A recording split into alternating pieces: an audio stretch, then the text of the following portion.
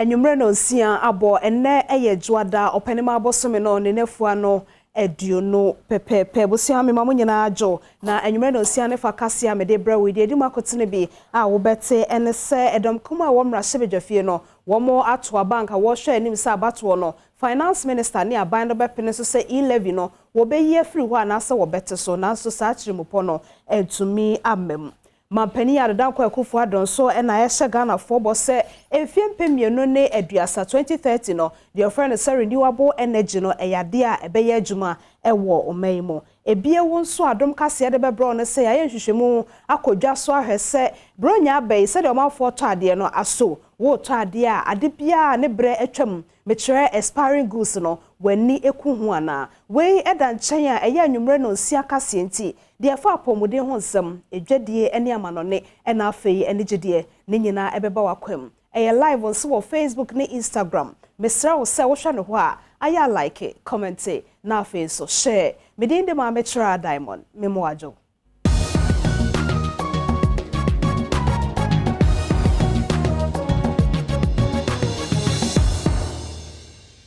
Mesha ensem no ase afimra hyebedwafie edom kuma ewo ho no ato aba asa abato na woto ye no nanka wo hwe anim se wone edom dodo na abato no bekwa awiye no na wo tirimupo se E-levy sika eda so aban no bete ye 1.7 no anka aban be ye free hokora ana sempo bete so na so abato no kwa awiye no edom kuma ye mra se ewo mra hyebedwafie no sa wo tirimupo no entumi amem Wabra Finance Committee ne de E-levy ho nsem ebetu dwa wo mrahye bedwafie ne na domkume wo mrahye bedwafie ebufuye wasede ne masifa kobaaye no de nse kantam se ekwan bi obefa so bia E-levy onjinto bi obefa so eno achi no panyi pa ono so eka Finance Committee no ho atofo sen se Ghana fo nyina bo se obekwa kwawiye kopem se E-levy obeye free budget na so kura. The chairman decided to exercise his right under the casting vote and voted in favor for us to consider the E-levy and the certificate of urgency. We do not believe that we should boycott it, and we should sit in and where possible, as much as we can, we get the bill improved or deleted completely. To start with, we propose that we delete the clause 1 of the bill that imposed the tax at 1.75%. We have said that we do not believe that mobile money transactions should be taxed. Our posture is that don't tax Momo. Don't tax Momo. Jonabu Jonapon enso katoa so say E-levy ya dia edo ha bebre Ghana for na eya akoyese Ghana for etua etuomienu. Final decision on that because that is the bone of contention now. And that is specific to say that all individuals, your money in your bank accounts, when you transfer it through any other individual or transfer it to any other person, they want to tax 1.75. But even more importantly, the minister did indicate to all of you that he was going to engage us further. He told you when he held a press conference. At the meeting, we asked the minister whether he was ready to reduce this obnoxious tax, at least to even cushion Ghanaians. That is to say, even if you won't listen to the NDC, at least would you listen to the people of Ghana, the mobile operators, mobile money operators, and all those in the industry and reduce it? The minister said that he wanted a certain revenue, and so he would not reduce it. But let me assure the people of Ghana, like the ranking said, the NDC remains resilient, committed, and determined to fight for the ordinary Ghanaian. This is just the beginning. We are poised for the floor and would encourage you to follow what happens at plenary and on the floor. We'll continue to do that. Thank you very much. Amanyoko bie wo omemu a womo eni abemo mekyere opposition party no binom ena womo ato wanu agu NPP amanyoko no so se ade ana no wom koye no kumase wo conference na se no entwa yie na ensem fata won so efise anka wo pay yese wo mra won de bo NPP amanyoko no ho ban no wo beye mu nsakramu na nka ese otumi gina wanem na wagitum nanso NPP amanyoko no sa je so de Koma Council of Elders ma wo dwendwen ho asante sa de no mo ye no womo ase sika ne adaje womo adi Ghana fo nso hwammo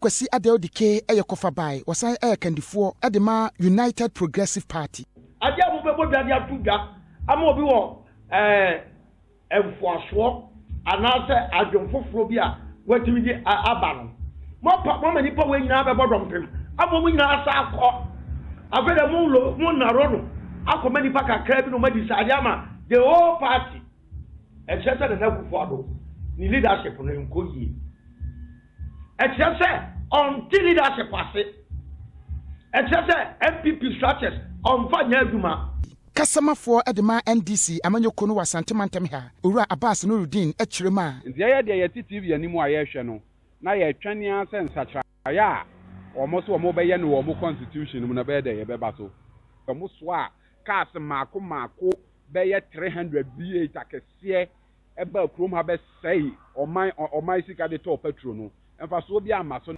MPP no ankasa no ɔmo si sɛ yɛ kwan so na ɔyɛ party na wo bɛkɔ opposition a na bonsama fra wani no asasi waso owura Kwasi Addo edike editu dwa sɛ emrasebedwafoɔ agi E-levy atum a enya de a Ghana ban ede bɛyɛ ade papa bia revenue mobilization we must expect a 100.5 billion and say yetua momunu kra se bibia na nche dia mana na ado 38 billion e kwa for service ye debt 35 billion e wage bill 16 billion was infrastructure no contractors called over 20 billion.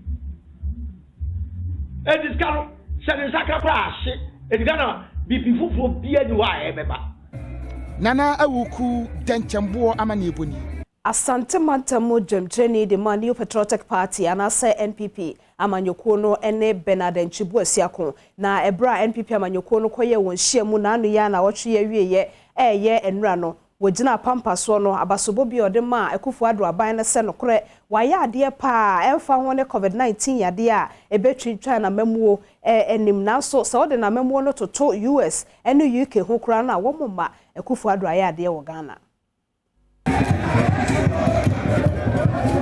Let me say I can confirm. Yes. So Ghana is better than UK, Ghana is better than USA, Ghana is better than Germany, Ghana is better than Italy and any country in the world.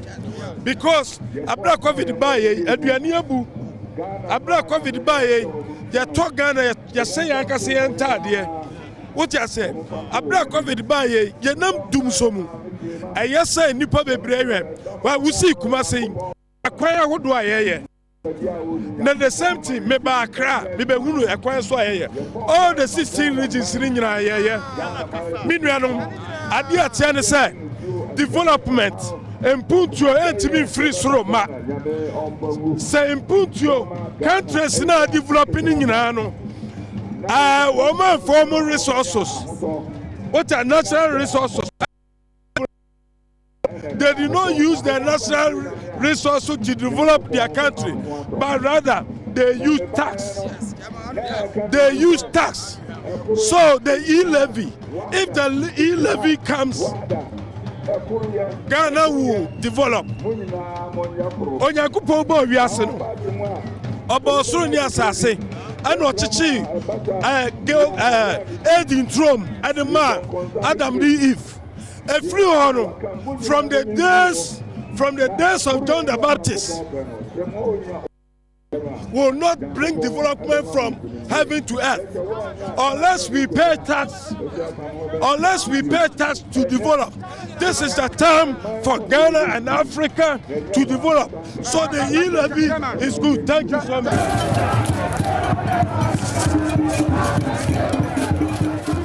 War and self from no Omampani Adodanko Akufo-Addo ene catcher Ghana for say Ghana botae bakwa ene say efie pimienu ene eduasa 2030 they were friend say renewable energy eno ye kwanfofra wo befa so ama Ghana fo anya hoonende ede wo dwuma no ebetumi aba so efise wo gusa botae no so say safe no beduro no de na Ghana duro ho.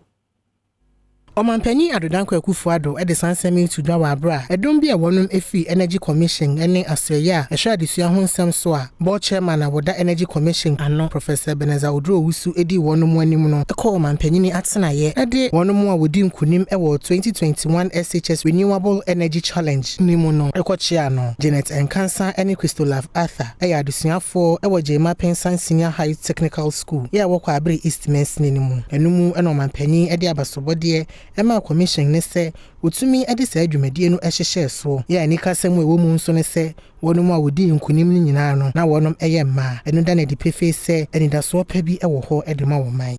The government has committed itself to a 10% target by when 2030 and 50% by 2050. These are major objectives, goals of the nation. We are being proactive and trying to stay ahead of the curve in finding solutions to now very important national goals and objectives. Omanpanyi kasa no ekiri no Professor Odro Wusu adensem bi etuja. But an unsound school came out as top, and it was very interesting. Plant microbial fuel cell technology. That's what they use to generate energy. Very innovative. And we thought it prudent to bring them here to present the award to you and to listen to you as you encourage them.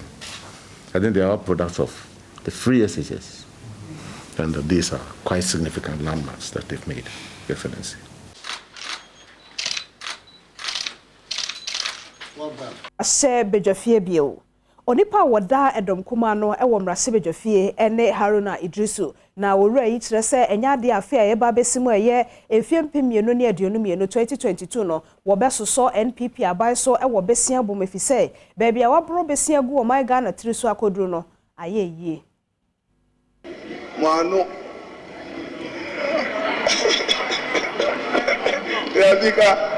Like the honorable deposit said, his mouth, your mouths, it didn't help you. You bastardized borrowing. Today you are borrowing even to fight Galamsey. But Mr. Speaker, my earlier submission, I was relying on Article 1813 and 4 of the 1992 Constitution. So table to take note when I refer to the table on page 6.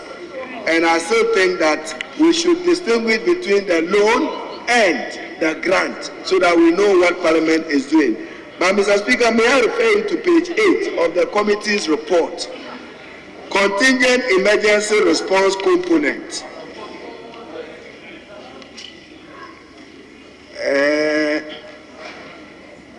The cost, the English there, the costs do not include. I think there's something wrong. The chairman of the committee is not proper English. But Mr. Speaker, how much is the contingent emergency response component? We need to know.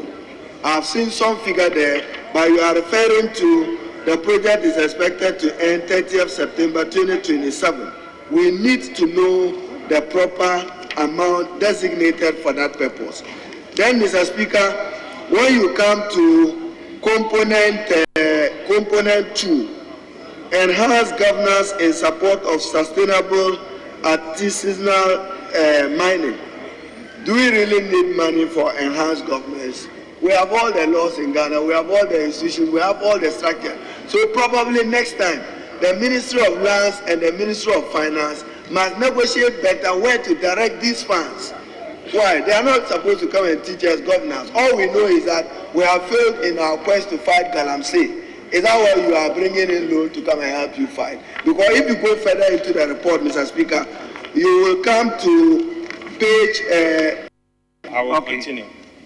Mr. Speaker, it is important for us to know that the committee's work is to look at the terms and conditions of this loan. In fact, the loan is a World Bank loan. It's a standard IDA loan, where we have a 30-year term made up of 5 years grace period and 25 years repayment. There's a service charge of 1.5% and interest payment of 1.37%. Mr. Speaker, the grant element is 18.85%, which falls short of a minimum concessional loan. Mr. Speaker, for the records, even though it is a World Bank standard loan for middle-income countries, it is important for us to know that it is not a concessional loan, but indeed it is one of the cheapest loans that we have contracted this year. Mr. Speaker, again, let me say that I do support the terms of the loan, but my only concern has to the fact that in the last 6 weeks, we have made to consider loans amounting to almost $1 billion. And Mr. Speaker, that is a major concern to me, that I believe that if you are in a ditch, the first thing you should do is to stop digging. But unfortunately, our brothers are still digging. And if care is not taken, we will dig and dig and dig and we swam in debt. That is my concern. Mr. Speaker, let me say that in as much as the terms are good does not mean that every single loan must go through. We should be mindful of the debt overhang situation that we find ourselves in. Mr. Speaker, me and my mouth, I won't stop talking about debt because where we are going as a country is dangerous. It's dangerous, and we should be mindful of this debt situation. It has become an overhang for all of us. Thank you, Mr. Speaker. And to my papa, we here. One son of Mammy Biase, a GTP. Bronye Uko Jaswa, no to Biase, no to be in Swatche. Me ton crabba me ba, a better so.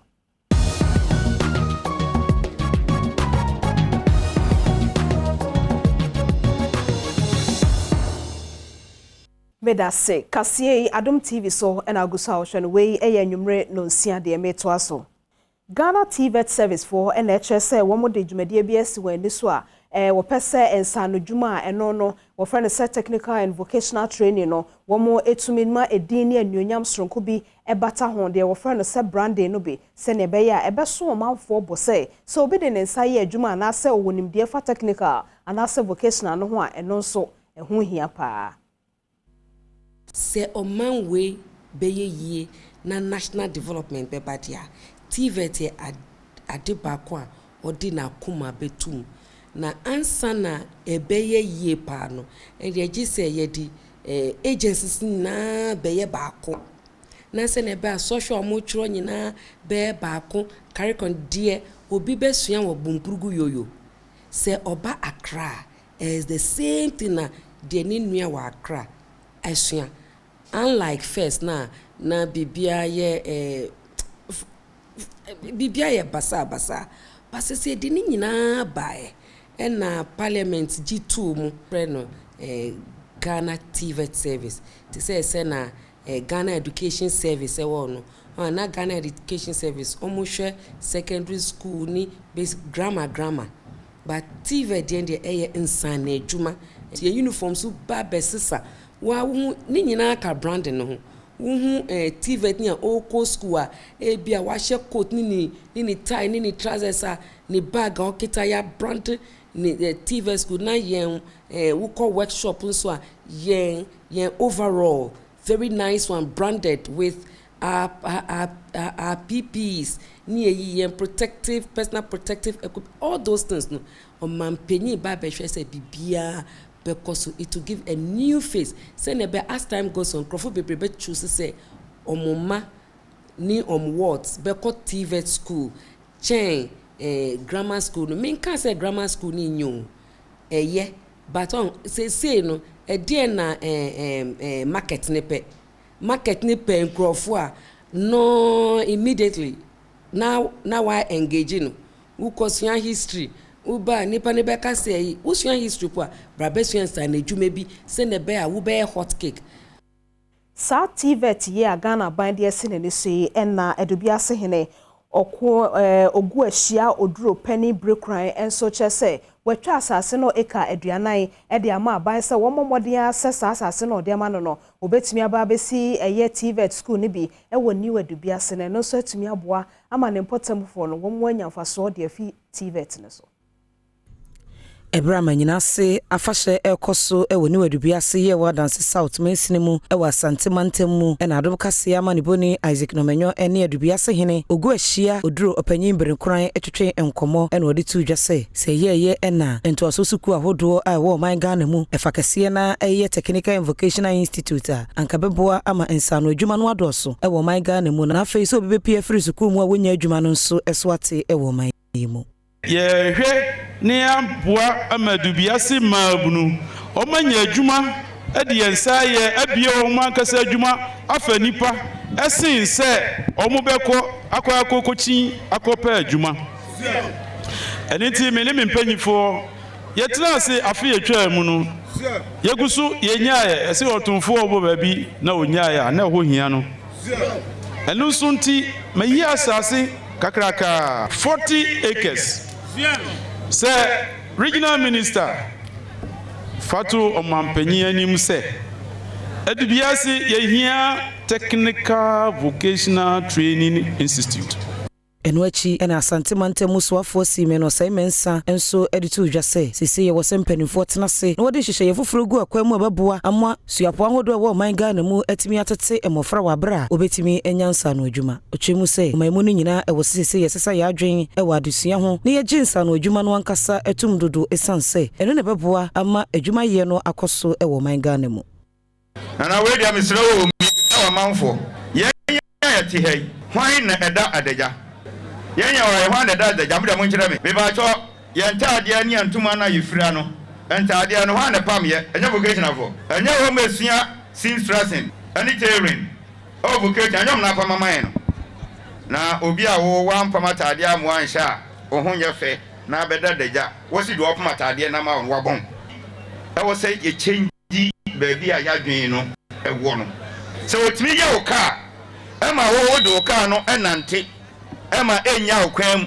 di anu omoe to otimi si wodan ema wotenam ema dan no emu nso di a omoe Achurchfo a ewo University of Ghana a womo edon University Teachers Association ekuo no ekyerese entiasia pam bi aban no de aba na womo sensan no ebe afia ye wo me October bosome no nda na etoso ensia no womo de wo ho hyem bi a enye efise ekuo achurchfo Professor Ransford Jampo HSE womo afa kwa paso ene ekuo ne mraso ene yesa entiasia pam ya efa one research allowance no ho Wanchwentwi a eda Utah kuo no ene aban ntem no ekamia yese enhyeda enyeye bi na etomre bi a na Utah kuo wode wonade agufom se wonko suku ahodo mu enkokrade biem esanse wotwem asetna aban ene omuwo mu no enya de wonani agye ho na nso empanyimfo yi ene aban ekotena ase a woye enhyehye na chiri no ekuo ma bi a wo University of Ghana wo trade wo hono nsam a woka ne se wo monko suku dam nkokrade kopem se won asam a wode to aban anim no obetie asem ewo asupem no waye hu bibi amomo Ransford Jampo ena a teacher phobia wo University of Ghana wo share Utah gekuo na se waye won trɛtrɛfo wode nsam to nsɛntrɛfo animu yi entremu bia wodan na di eni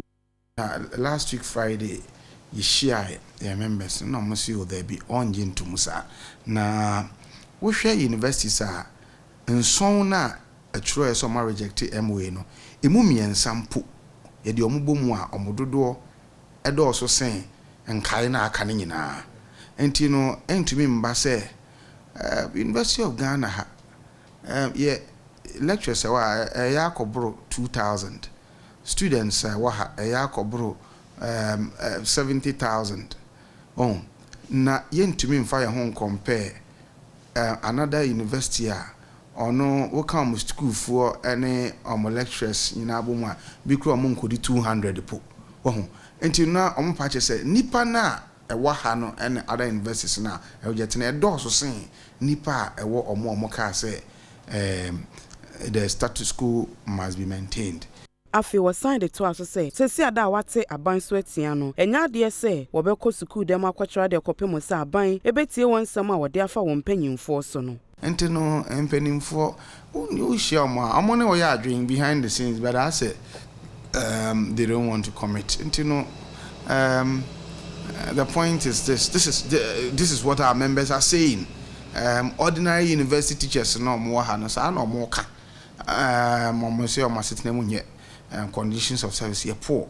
And you know, me chidi say abai nim nia obetumi aye.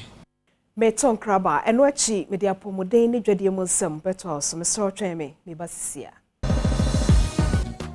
Medase enwumre no sia kase wo hwe no wo Adom TV so ye live wo Facebook ene Instagram so de do so no eye apomodemo ensem na stade COVID-19 yade no ne tebia ne tie ewo omemu no ena mebobo so ede achro enti apomodemo animdifo ebo amane se de ye foforo kra sese omanfo enya no eye edioso ba ko 71 eno eye new cases no ena afa nso de edi adanse se no kre ewo ho na ewo ebinu mu metre active cases no eno so eye ahankron ediosomiensa 973 na de womo agye atomu ankasa sesa ya de eye no kre se ne dodo a epie wo man Ghana mu no eye empem oha eduasa baako ahankron ene dubaako 131,911 ena afa so womo anyame adom wonya yade yi bia won ho atumi atowon no won so dodo no eye empem oha eduonu enkron ahansia ediowotwe miensa 129,683 ena won so COVID-19 yade nti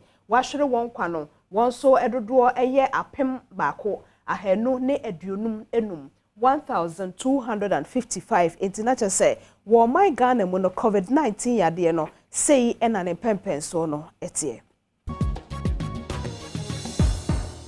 afe yenko ejaso edu bronya afahye no sei ya na enema pie wodwaso no ebinom pese wotete ne boso na efiri won so tomu ebinom so wo ho na enema fofra wode abadwaso a wotonti ebia ho a ne bo no ya na wo fom kakra na so adom kase akodwaso ebisa se aso se efo anasa ne boden anasa ya teteso no eya na enchroye egu ho se akakakra bi na ne bra bawie na asai no wani ekọ ho ana abna brafia agiman ene safo ibi anasa adwadifo ne wo mo ekoto no edi nkomo akanafo abese num na bronya bre na edru so no ne sente na adom kase ya simontene so ababi a megina seseyi eye abeka dwom ye ne adwadifo ma ane mmema ane wo mo ba beto ne amanso ba betwetwe nkomo se edru bronya bre se na se okọ shop mu se okọ akoto ade aso wo hwe se expiry date no ai wa de kodia na awoto no ho no aso ana anaso mpo se won hye di machi na ye ne adwadifo ni bi encheche nkomo most times no adi ton for no date no omutime pepa enti wo hwe na se hu se date no kra o ma pepa wo hwe konkon ma wo se konkon no dada emma no so adufu de pe ade a e bia ye ton e bia wonim se ye ton e bia se 5 cities ni pa kwa ne hu se ade na se ni ti obeto no 2 cities na 3 cities ti wo so fin se e bia wo anya nipa no so no wonim se wo mu na wo to yare ama wo drinks eka ho bi biscuits eka ho bi sa normal ni na eka ho bi enti e ma yekoto a ye ma ye ni enda ho measure expiring date because the enti amehwe ni say edu sa time ya na nima ni bebre ho no ma na asai no mo pese mo yi ba bonti no mo beton na esore ho enti me measure date na ansa wanhwe date na de kofie na ase wo de koya aduane a yare bebre susu ewo on say ye Muslims for no obi be ware a like ye kototo enyoma like ye toto ne dodo enti no sometimes no anyoma no o de beba fie no maybe na me fan say 2 months aka 2 months na expire enti no so me catch people for ban so am koto ade no mo nse expiring date bronya time no nyoma ne bebre wo ho a expire be fa say be say 2 months 3 months into man shasa na nipa ndi kofi obi wono ko odi nyoma ni kofi kra na odi koto ho nto na ade beba no so no na ayeka nti wutin tomatoes na woton no bro nya nkofo beta o mo share expiry date na wo encourage o mo so mo share expiry date me ka cho mo so mo share because me nkoto no me ko share me share nti na say you okay nti me mo to a o mo so mo share no so bro nya na dru say ya na nyama na the expiry was ton ni na mo di pie no mo ton no mo bonu dogomi enti mama me ni anko we bia no mu di sabi abreme enti o say me check expiry date na sanamato omo eton ni ama ene won oba be di dwa nyina wonsem a wode atu dwa no afutuo ba ko ewo mu nyina ne se sabro nya brei ene eda foforo bia no se wo si dwom akwakoto bibia wo kwakodi wo fie nko ade a bo modern asa obe share expiry date no se ne be ye nkoba se wo beto yare e de ama wo ho me din di abna abrafi agiman Enkwanta South ewo oti mantamnim na adwadifo a wo ho no so kyerese bronya ne de amanfo na ekeka ena omo so atese bronya ba na emom won dwa so de bibia ni ho e de danse ma won se ade to koso nti bronya bi eyi ne ti a ebeba so aka America kra bi ni na e ba ko bronya na ene Adom TV e mo afro to the ground ho ai ho ye ko timantem ebe pimu ewo nkwanta south ene adwadifo mama wotan pokwa mama wotan bayre mama wotan tade ebe bi ko bi so mo say aye bia bi bronya no say ene nyama de Nyama wɔ fam because of last year now for this year we na nyama ba fam papa na hu sɛ ɛna even kra no ka sɛ ne ba wo mu no sese na maku sese na ntɛ so atikra just wa hye gwam nka afi foforo ba last market pa ye beta de no yento hye bare na guwe bibia ye dim tse nsamampom compare fini afidale dia afede etwem no na akosi afiwe bateye efa se na ye ni bo se ebenya ne se ti eye bayre ne da honu ka brenya no ba bayre no kan de se bayre ba ku ka opadwom ha honya na fuwe de nye kra ebon pra nye mute ya muma edwan mu sisa o masika ne mbra o man mu na edwan sisa maye enkoyi kra me Canada nka first na ka we ent na se kra chairman ent na se yede wanga o beto omo free enkurase ebe di jaso ebe di ko mase anye bia edwan ni ti say prices no e ti say less yen de na ye fa na fuwe de Baba pe kra bi tumi stop. Di o ye fo me nya duri de agaba ho de afina me strada de me nya sai Betonkra eno achi agodie mo nsem ebeba wakwem. Abusama mensa enda wasese oguso ehwe Adom TV sabre die na se ebawuramo na yede agodie mo nsem ahodo a enanwumre Sergio Manucho ede adamye no mede eno so nkomo no abro na yenhyase mfimfiri asoya eno ene hwembabu no ene agodie ensem so Ministry of Youth and Sports eno ena okoma Honorable Mustafa Yusuf wodin sem etudwa se yade se boboko ahodo a ewo mamu no omomomode ada se players no omo social security ene senate eye contribution no ombetimi atua ade ama Ghanaian players no. As immediate response to the troubled tendency of some of our sports icons becoming paupers in retirement, I've implemented pension program for all our athletes, particularly our national team. The suggestion is for all our national team players and athletes is for the ministry to withhold part of their earnings whilst on their national assignments, which will place them in a special retirement fund in their names.